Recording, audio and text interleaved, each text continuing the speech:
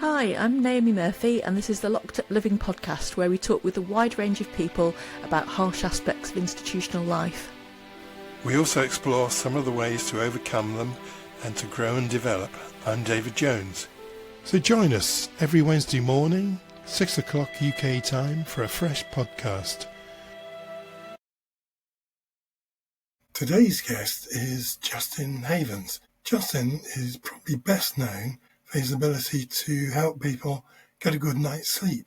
He's a psychological therapist with a passion for helping traumatized people recover. He completed his PhD evaluating an intervention he had designed to help people reduce sleep disturbance due to nightmares. Hi Justin. I first came across you talking about a technique for overcoming nightmares on a podcast several years ago. Why have nightmares become such a big focus for you in terms of your clinical work? Well, I think one of the key issues, and welcome, I'm really grateful for the opportunity to talk to you, but one of the key issues is that it's just a problem that's not talked about, and there's very little awareness of it, and that once we start digging into it, we actually find that it's really quite a significant issue, particularly for those who've experienced trauma. And at some point, something like up to 90% of people who've experienced traumatic events or maybe experiencing PTSD symptoms are also experiencing disturbed sleep and nightmares, and people tend to dismiss it as, well, they're just nightmares, I can't do anything about it. Whether they're re-experiencing nightmares of a trauma or they may be more florid and fantastical in nature, but still extremely terrifying when someone's going through them. So that was really the interest. Not much work has been done in the UK, mainly in America and in Europe. And there has been treatments for nightmares, image rehearsal or nightmare rescripting. And really what I did as part of my PhD was to try and take the best of everything and create something in a much easier to teach, digestible format that we could try and make an impact. Thank you. So there's a lot to unpack there, Justin. So I'm assuming then that you must have been working with people with a history of trauma when you started thinking about nightmares and what to do about them. Yes, so my and this really was the subject of my PhD. I'm a veteran myself, and I knew through the limited literature there is that veterans in particular suffer a lot with sleep and nightmares, and that was kind of the group of people that I was working with. So, and this was back in 2016. I did a small pilot project in Gloucestershire with 8 veterans, and then that grew into a bigger, more national study involving veterans at various places, some through Help for Heroes, and also, interestingly, a small group at Norwich Prison. I think I'd met somebody along the way, a prison officer who had an interest in mental health, and he was keen to set something up in Norwich Prison. So we did a small pilot there, lots of ethics and lots of bureaucracy, I guess quite reasonably. I think they get a lot of people who want to try and do different things in prisons. But it did end up, I went into that prison, I taught a small group of, I think it was 4 or 5 people who were all ex-military veterans who were in serving sentences. And yeah, it was challenging. I think we got feedback from 3 and there was some positive results from that. But it was interesting, but it was clear speaking to them that trauma is an issue in that kind of forensic population, and that because of just the very nature of the institutions, that sleep is also an issue, and we know that people suffer in silence, and offering an intervention that they could use themselves, and that's really the key thing. We're trying to empower individuals to do something about their own sleep, because the very nature of nightmares and PTSD is it renders a sense of powerlessness. That's the very nature of the phenomenon in a way. So empowering people to do something about their sleep is really what I was aiming for. I did have some follow-up discussions. I think I can't remember with someone in the psychological head of psychology across the prison service, but we didn't take that any further. But yeah, that whole broad piece of linking sleep with trauma and offering easy to use interventions is really kind of the attraction behind it. And that kind of led on to the creation of, you probably saw the animated video, I think I made that in 2019. Mm-hmm. That really came out of the PhD, because one of the problems with the existing approaches to treating nightmares there was no really set format. The teaching of it kind of told people that they could change their nightmares, they could create things, but it didn't really explain how that would work or how they would do it or why it would work, because it's a kind of a funny it's a funny idea to get your head around. So that's really why I created this 5-minute animation, which is still available on YouTube and always will be as a kind of a free resource. And then in the last year or two, I've created a more of a comprehensive self-help program with some further videos and a workbook. And that is all available online at www.stopnightmares.org, just all one word. We will share links to those in our show notes as well.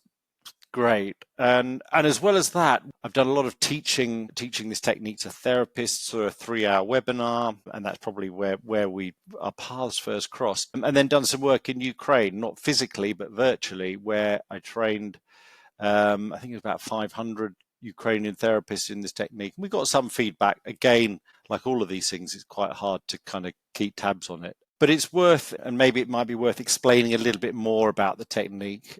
Yeah, we'll come to that in a few moments. But I was just thinking about the work in the prison and what a shame it was, because actually the levels of trauma are so high amongst prison populations, and the fact that you are trying to empower people to be able to, manage themselves. And I think also with increasing access to things like iPads in prisons with preloaded, lessons on there, I think that probably would have been possible to create something like that. So it's a shame that it didn't. Well, it's not a total shame, because actually the next phase of research that's hopefully starting this year, is going to involve a forensic element to it. This is about equipping, so not therapists, but in NHS terms, what are called primary wellbeing practitioners. Have I got that right? PWP. I think so. To deliver this intervention as a 20 to 30 minute intervention, as a kind of psychoeducation plus teaching it. And that group of people haven't really had many new interventions over the last 15 years. And they might typically be doing relaxation or behavioral skills or emotional well-being groups. So there's been quite a bit of interest to upskilling that group. And so in conjunction with Teesside University, who run a training program for that, we've got a kind of a 3-arm study, one involving veterans in Op Courage and Help for Heroes, another one in community mental health, but more importantly in forensics. So we're hoping that we've got a couple of institutions who are going to sign up. And so that's going to be run as a proper research program. So that's positive.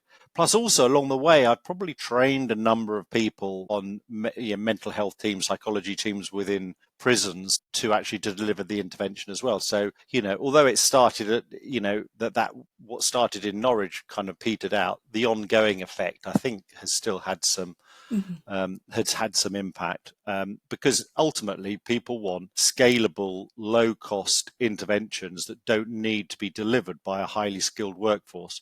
EMDR is great if you could deliver EMDR on really large scale, but actually it's not that practical given the resources and constraints. Justin, can I just ask for clarification, because I'm obviously a bit inexperienced in the area you're talking about, but what do you mean by nightmares, and how do you differentiate from dreams? Yeah, so the definition of a nightmare is a very disturbing dream that wakes you up. So, and there's a continuum from people that might wake up at 6 a.m. going, oh, that wasn't very pleasant, that dream. And that's kind of right on the mild end, through to people that maybe are being, as soon as their head hits the pillow, it's like the juggernaut's coming down the road and they're woken up and they can't get back to sleep. And it's a chronic, debilitating condition. And we know the impact that lack of sleep has on people, and you roll that into the re-experiencing symptoms of trauma, and you're ending up with quite serious mental health conditions that are linked to suicide and all sorts of stuff. So that's the kind of continuum. But it's also worth mentioning that the content of what we dream about, people can dream about what happened during the day, and it can be almost like a rerun of what's happened, or it could be completely florid and bizarre, although probably the themes and the understanding of it are linked to things that are going on in their life. And that, one of the central tenets of what we're trying to do is, first of all, educate people that we all dream for 2 hours every night. And dreaming is like overnight therapy, where it's really kind of clearing the buffers. It's the mental kind of resetting, if you like. Sleep allows us to physically reset, and it rests our bodies, and we get through slow wave deep sleep. We get a physical restoration. And then we also get this mental, psychological restoration, which is going on through rapid eye movement sleep, which is what's going on, which is almost powering the dream process. And this understanding is quite helpful for people to understand that nightmares are really a reflection where your dreaming process is not working very well. And the intervention I'm teaching is just to try and get their own dreaming process kind of back on track so they sleep peacefully through the night. That's the goal of it. Do you have any sense, Justin, of why nightmares are so prevalent for people who have PTSD? You know, what is it about their dreams that... Well, in a way, the nightmare, this is how I describe it, almost as if the nightmares are the PTSD. They are the unresolved traumatic memory that we know is stored in a different part of the brain, in a different format, if you like. And that the purpose of dreaming is to process, is to resolve that. But sometimes if the content is too scary or too intense, or maybe the brain hasn't got the resources to kind of metabolize it or digest it, if you like, it's almost like indigestion. And that's and the kind of the outworkings of that can be that someone's perpetually woken up every night or 2 to 3 nights a week, and that can go on for years. People in my research study, I had a 90-year-old chap who was still having nightmares from the Suez invasion of 1965 or whatever it was. Ironically, we taught him the technique in one of these groups, and within a few days, he reported that he was sleeping much better, peacefully through the night. Then, the nightmares had stopped, and we hadn't done anything magical. His brain had just found he'd given kind of the answer to his brain to allow him to move on from those dreams, to unstick them, if you like, to bend them in a new direction. That was a very long answer, David, to your question of what a nightmare is. Very helpful, very helpful. Could you describe for us what the dream completion technique is? What does that involve? Yeah, so it's a little, there's really two parts. The first thing is understanding what's going on. Why am I experiencing whatever I'm experiencing, whether it's a repetitive nightmare of something that's happened, or it could be completely different every night, but it still could, for example, invoke really strong feelings of powerlessness or being out of control or fear or whatever it is. And that we've got to understand that process, that we all dream every night for 2 hours, and that process is not going in the way it should do, and that actually this is the key part, is that we're in control of our dreams. Now, logically, we know that's true. We can stand back and go, well, yeah, it's me dreaming it. But when we're experiencing the dreams, particularly with the levels of fear and powerlessness and the terror involved, that's the thing that kind of makes people want to avoid it and push it away. And we've got to change our perspective on what we're experiencing for us to kind of go, no, I'm in control, they're my dreams. Ironically, when we teach this to children, and there is a kind of a version for children, we encourage them to be the director of their dreams as if it's a film, because it is really like a film playing in your head. And actually, you can yell cut and you can put in something else. Now, what we discovered from looking at, and these interventions have been around for years. In fact, an anthropologist did some work and wrote up about a tribe in Malaysia or Malaya, not sure, where they call it face and conquer. They teach it to their children to face and conquer whatever's coming up in their dreams. And that's all we're really doing with the dream completion technique. But what we learned was the thing that's going to make it more likely to be successful is if we have a highly positive charged emotion. So let me give you an example. Let's say someone's having a nightmare about being trapped in an avalanche. Now, they may have been in a ski resort and they may have had a close shave where they nearly got trapped, or maybe they heard about it, or maybe their neighbor or someone in their group had an experience. It doesn't matter. The brain's taken that event in. And for whatever reason, when they're sleeping, they're dreaming about it. And it's a little bit like Groundhog Day. The process isn't finishing. They're getting woken up, and they might wake up at the point where they're drowning in snow, and they might wake up in all sorts of whatever. But during the day, often when there's more separation from it, if they watch my 5-minute video, for example, that would teach them why they're having it. It doesn't matter that it didn't happen to them. They know someone that it did. It feels very real when they're in it, but when they're out of it, it's like, okay, now I see what's happening. So we then ask the question, What do you want to happen next that would feel good and put you in control? And this is where the facilitation and the co-creation can help. You can do this on your own, but it helps if you're doing it with someone else. Whereas, instead of being trapped in an avalanche, what happens if you were winning a running race? What would it feel like to cross the finish line, to win in the Olympic Stadium? We're engaging people's creative imagination, because don't forget, what they're experiencing in their dream is still their creative imagination. It's not really happening. It just feels real. And so just because it feels real doesn't make it real is a really important part. It's a really important part of PTSD treatment. It feels real that, when I think about the car crash, that I'm going to die, but it's not real. So we do that whole education piece is important, but then it's the creation of what we call a new dream idea to bend the dream in a different direction. And it really doesn't need to make sense or be logical. It's really the emotional content. And the key thing is that ideas get into dreams on the back of emotion. If you watched a horror film, you wouldn't be surprised if you dreamt about it. Most people would agree with that. The only reason we're dreaming about it is because it's really scary. So if we create a positively charged idea, that can get taken into our dreams. Now, the curious thing is we don't necessarily remember dreaming about it. So whether it's, the avalanche thing, another example, working with these Ukrainians, people were having nightmares about their houses being bombed, whether it really happened or not. And that's the interesting thing. Their house might have been bombed and they could be having a post-traumatic nightmare, or everybody, millions of people, are living in fear of their house being bombed, and that creates the same dream. And the solution actually was the same. So this one therapist was working with someone, and what do you want to put into your dream that would make you feel good, that would work? And what they just pictured was Putin's bald head and a missile landing on his head. And it also had a little bit of humor attached to it too, but they could connect with it. So they went to sleep thinking, this is what I want to have happen in my dream.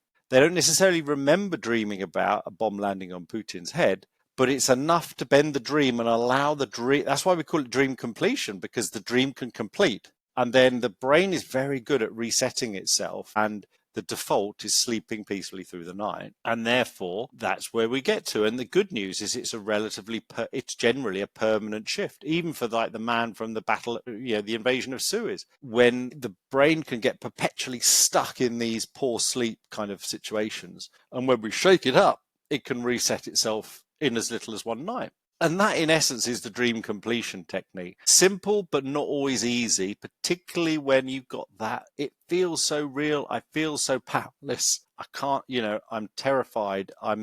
People die in that. You can die in your dream. Yeah, it's a very common ending, but it's about reshaping it into something, because it's fear, false evidence appearing real. It's not real, but feels real. And once you've broken the myth of that, people get excited. They can almost be excited about going to sleep, whereas previously they might have been terrified about going to sleep, because now they can have they've got anything that they want to throw at the problem in their dream. Anything. There's no limit, whether it's, it might, I encourage people to be violent. They wouldn't be violent in everyday life, but those can be really good. If you've got a bad guy in your dream, and you want to chop the head off with a samurai sword, it's perfectly acceptable. If you've got a history of violence, doesn't make it worse. And ironically, for victims of sexual assault, those are normally very good. And it's ironically the more passive people who have the more violent dreams. That's also interesting. Now,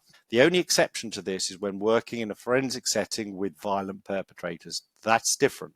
We wouldn't encourage that. It's the only exception to that rule. But in general sense, it's more timid people who are experiencing a more florid and violent dream, which is interesting. That is very interesting. I'm glad you added that about forensic settings, because I was wondering about, if you're working with people who've got a history of behaving with violence, whether that would be the way. Well, have you ever encountered people whose night terrors have led to them being violent? I remember once having a referral for somebody who used to get up and punch walls in his sleep, and so his partner had taken to locking him in a room at night because they were fearful of him actually acting out with violence. Yeah, no, that's a really common thing, and it has been written a little bit, particularly with the military veterans, and I don't know why.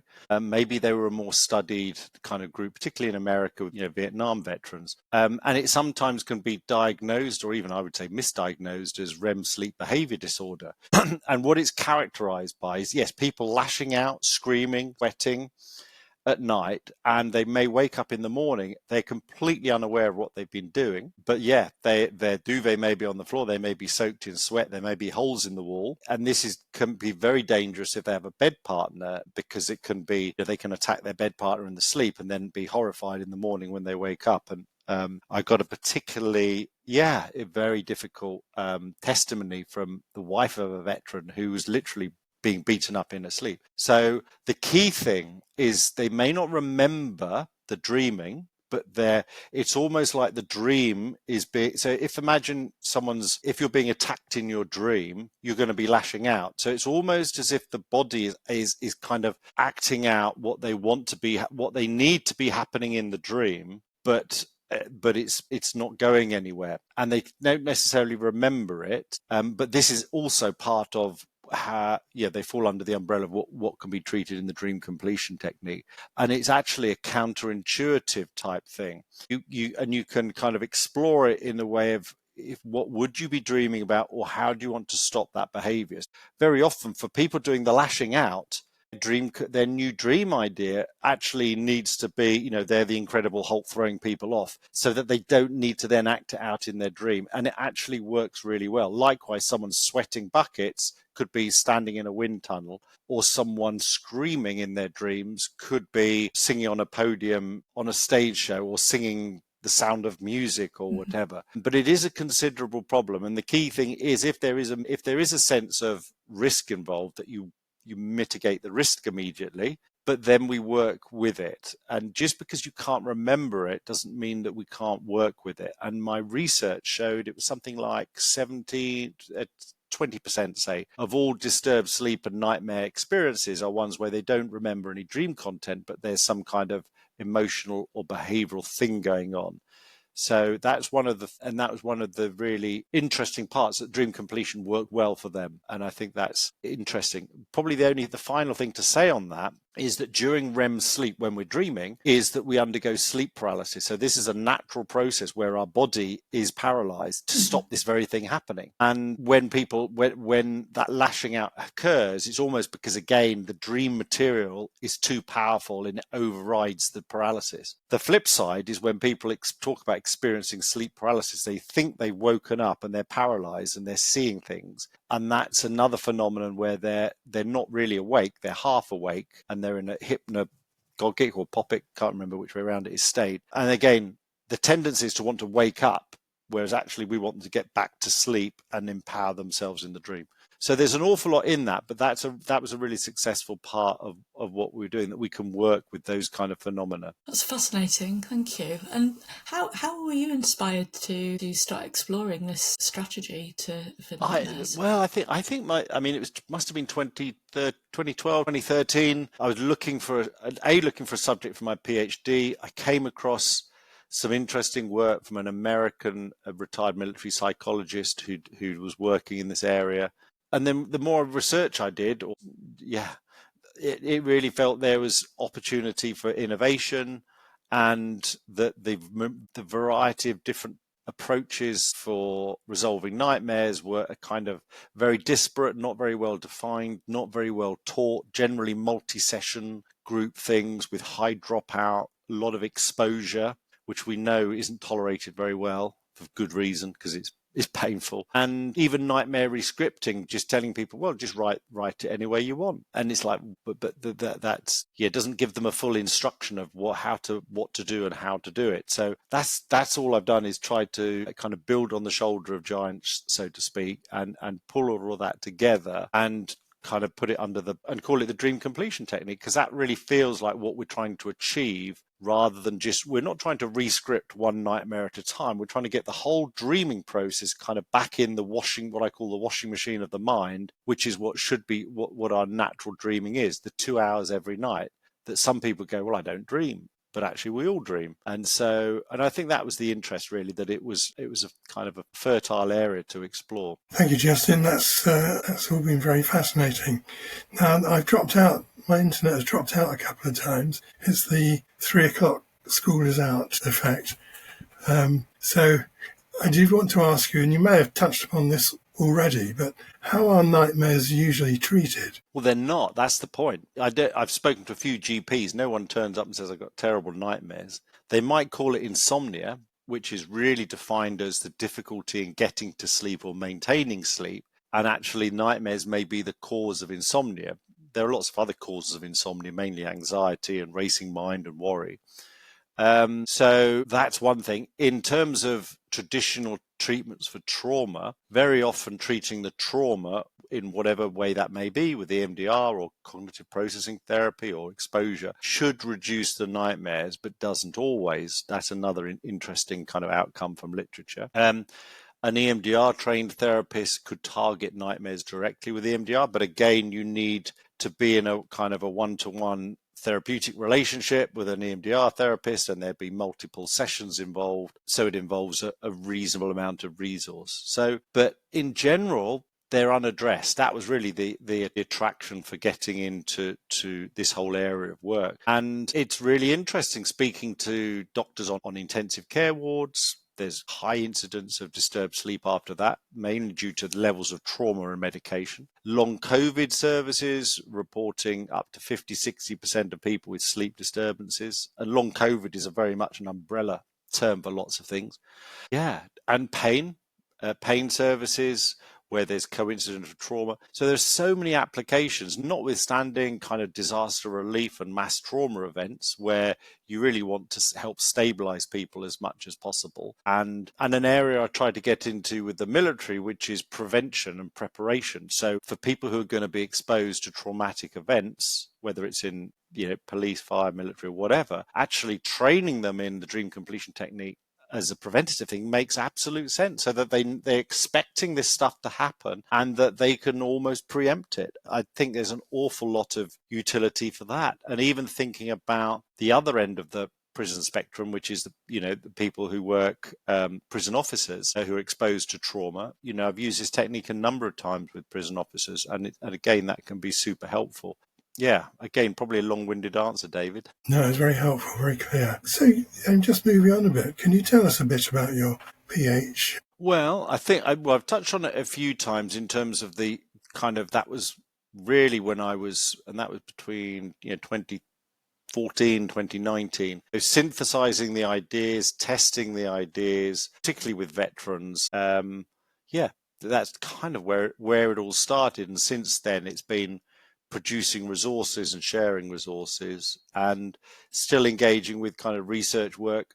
It's interesting when I've done a few different podcasts, and so it kind of gives me a chance, a little bit of reflecting on where we've come with it, and it's exciting. And those, as I said earlier, those self-help resources, which I think you'll put the link in, was the latest kind of development of that, where I've created 6 videos totaling an hour, so it's quite accessible, that builds on that animated video, and then a workbook that goes with it to really try and empower people. And when we do this, the research later this year that we're kicking off within the NHS, that's going to compare the self-help program with a PWP, a well-being practitioner delivering the program in 20 to 30 minutes with a little follow-up, and then with a group intervention where maybe teaching 8 people simultaneously, and then seeing how those 3 different interventions compare with a control group. And that would be kind of interesting to see. My gut feel is that the one-to-one delivered intervention is probably the most effective,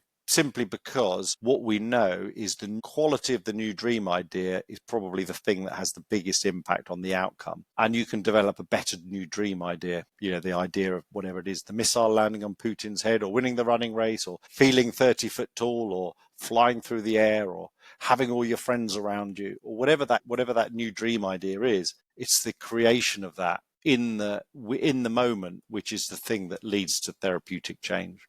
Are there any gender differences in sort of the experiencing nightmares? Are they more common in one sex than the other? Also, is it an easier way for men to access treatment if they come seeking help for nightmares than for trauma more generally? Well, it depends on what treatment's available. I mean, as an intervention, part of the whole reason behind it is to make it easy to access and easy to scale up and all the rest of it. How well we achieve that's a different question. In terms of the kind of incidence of nightmares, I think the what's the correct word? Epidemiological? I can't say it right. It's not very good. The data's not very good. There was some Finnish population studies. There's nothing in the UK particularly. I would say it probably links to the kind of occurrence of trauma. So for females who've experienced sexual assault, there's a high proportion within that group. And for men, traditionally, there's been more kind of,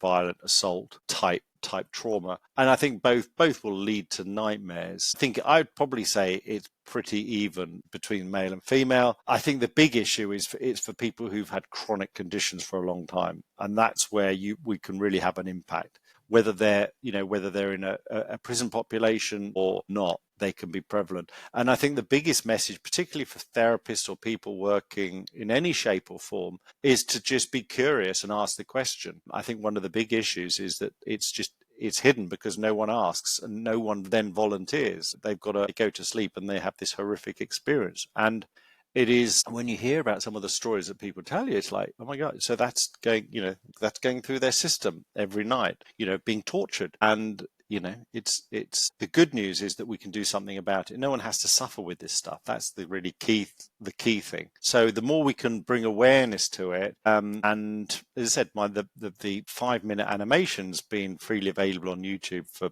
5 or 6 years, translated into 7 or 8 languages, I think now. So everything from Arabic to German and Portuguese and Bosnian and all sorts of things. So the key thing I think is just raising awareness, which is why it's great to do podcasts, because it's something that will touch everybody, young, old. We know children have night terrors and they can be slightly different to nightmares, but also nightmares are pretty common. A lot of people kind of have some kind of recurring or memorable childhood nightmare that they remember, which is again interesting. Thank you very, very much indeed. Just, you've mentioned already EMDR, which is, of course, eye movement desensitization and reprocessing therapy, which is why people say EMDR. Yeah, it's a bit of a mouthful. Why do you think that's so effective for treating trauma? Good. That's a really good question, and it links directly to rapid eye movement sleep. So what I say is EMDR is almost artificial rapid eye movement sleep. So we've talked about how REM sleep is what's driving dreaming, which is driving emotional repair. So EMDR is just kind of an artificial form of that. So we're healing from, I'd say to my clients, we're healing from the inside out, and we're just engaging the kind of psychological healing mechanisms, which means it's completely possible to unsee something. It's possible for something that is stored as a very deeply traumatic event to shift and be transformed into something that we don't think about. And that's the amazing thing about it. But it's not magic. All we're doing is we're working with the body's natural healing mechanisms. In the same way our body heals, I sometimes use this metaphor, you cut your arm, if you clean it, put a plaster on it, a week later, it's healed. And we don't go, wow, that's amazing. We just take it for granted. But so as a therapist, with psychological healing, it's the same thing. I'm not surprised when someone who's witnessed something really horrific, after we've been through a process of EMDR treatment, which can be quite brief, they feel completely different and they can't recall it and they don't think about it and they're not experiencing any of the symptoms of trauma, such as hyperarousal avoidance or intrusion. And that's how that's what's going on with EMDR. Simple, but again, simple, but not always easy is probably the right word. Yeah, again, a very helpful and very clear little description there. So you've been championing the dream completion technique for a while now. Where are you going to go to next? Well, the research project we've got going on, as I said, this kind of community veteran forensic one, that's new. So that's really important. Getting an evidence base, particularly in the NHS, is super important. We know it's a safe intervention. Again, we're not doing anything different in some ways to what's been done before. We're doing it better. We're teaching it easier. We're tweaking it more, but it isn't like it's an untested thing. That's kind of important to say. And it's also very safe and easy to use. The worst outcome generally is no change. Best, you're still giving people a good dose of psychoeducation. So it's a low risk, low resource intense intervention. So yeah, I want to see it. I want to see us using it more in the NHS, in crisis teams. Again, it can have applicability there. It can have applicability in kind of disaster relief scenarios. We've got this preventative stuff. So there's so many applications. It'd be great. The self-help program, I'm hoping that will gather more kind of energy and are getting organizations to sign up to that. I did have one police force that was interested, so we could screen their staff, identify who's having sleep disturbance, and then offer them the self-help program or another intervention. But they're very much budgetary constraints at the moment, probably as many public services are. So there's loads of applications that are relatively low cost. So I'm always interested in speaking to people. Email address is mail, M-A-I-L, @justinhavens.com. So people can always get in touch. So there's plenty going on. But yeah, great to be able to talk about it here. Justin, you've obviously heard a lot, in specialising in trauma, you've obviously heard a lot of accounts of sort of really difficult experiences that people have had. What do you do to protect your own well-being while doing this kind of work? Good. That's another really good question. And the good thing about EMDR is it doesn't feel like I've got to take it on board. So the metaphor I use, it's a little bit like a fireside chat. So I'm there, my client's there, and we've got this fire. And I'm encouraging the client to put all their traumatic material on the fire and go up the chimney rather than go into me. So, and for whatever reason, yeah, I don't take it on board. I think I've probably one or two clients with one or two things. And then there are some interventions I might do with a colleague, things like the flash technique, or even do some EMDR. Or sometimes even when I'm doing EMDR, I'll let my eyes follow my finger. So it's really important. This whole idea of kind of therapist burnout or taking stuff on, it's not good. And I mean, maybe that's one of the reasons why I do this work, because I seem to have a temperament for it where I don't really get stuck with it, except exceptional things, and they can be resolved. And of course, if I have a bad dream, or if I wake up, I might I might wake up with, okay, what do I want to happen next, and go back to sleep. And I think I might have done that once or twice. And anyone can do that, And ironically, I come across people and go, well, this is nothing new. I've been doing this since I was a kid. And that's like, well done. That's great. But for the people that didn't know it, it's like, oh, why didn't I think of this before? The 90-year-old guy, why didn't I think of this before? And the answer is, well, you didn't, but it's okay now, and you're now equipped. You've got a skill for life. And that's one of the other things with this, is that not only are you helping someone resolve their nightmares today, but you're giving them a sense that I'm never going to have this problem again, because I can do what I want in my sleep, and I'm in control. The other bit that's just worth mentioning, actually, just as an aside, is that when we get our dreaming back on track and we stop having the nightmares, we notice, and particularly for those experiencing trauma, PTSD, we notice that there's a decrease in the intensity of the trauma. So my original research showed on average 50%. Some people more, some people less. But again, as a stabilization technique for trauma that can be scaled up safely at low cost, that's actually quite impressive.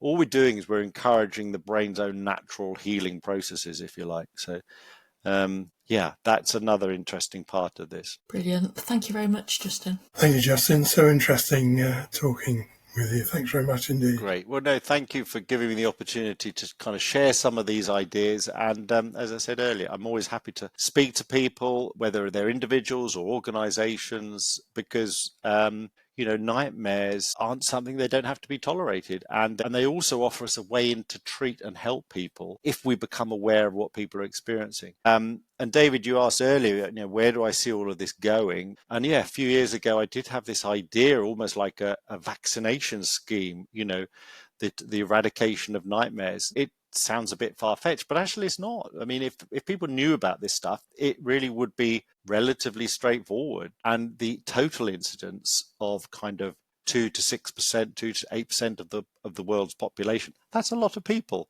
who are experiencing difficulty, and it's sustaining issues of anxiety and depression as well as trauma. So why wouldn't we want to go for the global eradication of nightmares? That's probably my final thought. Well, there was a big push on happiness a few years back. Yeah. So tackling Well, yeah. How nightmares can you be seems happy if your sleep is in a mess? Great. Thank you very much. Thank you, Justin.